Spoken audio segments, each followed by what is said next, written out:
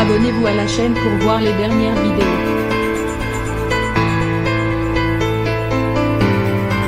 De nombreux candidats de télé-réalité se sont lancés dans un nouveau business, celui de se dévêtir sur des plateformes payantes.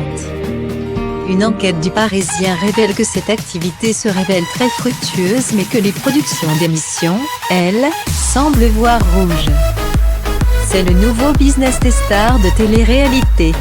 Depuis quelque temps maintenant, les candidats sont nombreux à avoir adhéré aux plateformes OnlyFans et Main.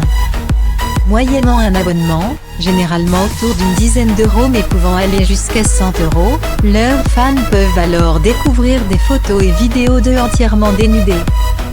Cette nouvelle activité professionnelle juteuse a intéressé nos confrères du Parisien. Ces derniers se sont rapprochés de personnalités du petit écran ayant succombé à la tendance d'abord timidement. Des hommes pour la plupart déjà vus dans diverses émissions de télé-réalité. J'y suis allé sans savoir réellement ce que c'était, a témoigné Clément Castelli, Les Princes de l'amour, W9. Même son de cloche de la part de Dylan Grezon, ancien candidat de W9, je ne pensais jamais le faire.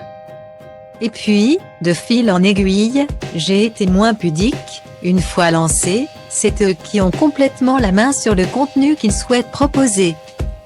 Bien que dénudé, Antoine Goretti, dit couple parfait, la villa des cœurs brisés, les Marseillais contre le reste du monde, s'imposent par exemple des limites.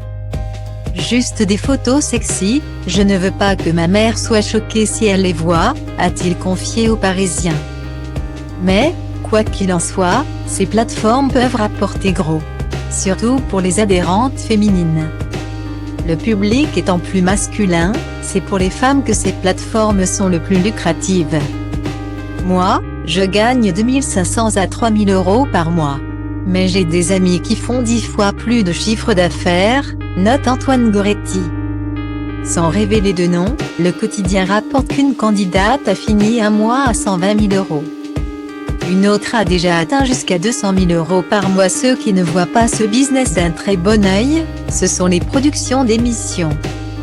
Quand j'ai fait les Marseillais, on m'a dit que je n'avais pas le droit d'avoir de compte OnlyFans ou Main. Mais je les ai gardés et on ne m'a rien demandé par la suite, explique Antoine Goretti. Clément Castelli pense de son côté avoir été carrément boycotté à cause de cette carrière parallèle. La production des Princes de l'amour a demandé à voir les photos. Et ils ne m'en ont plus reparlé ensuite. Lors de la diffusion, j'ai découvert que j'étais coupé de presque tous les plans et je n'ai plus été rappelé ensuite, a-t-il regretté. Un sort qui n'est toutefois pas réservé à tous. En effet, Ilan Castronovo, un fidèle des programmes de W9 aurait bénéficié d'un passe-droit pour ses clichés beaucoup plus explicites. Le jeune homme n'a en revanche pas souhaité s'exprimer sur le sujet.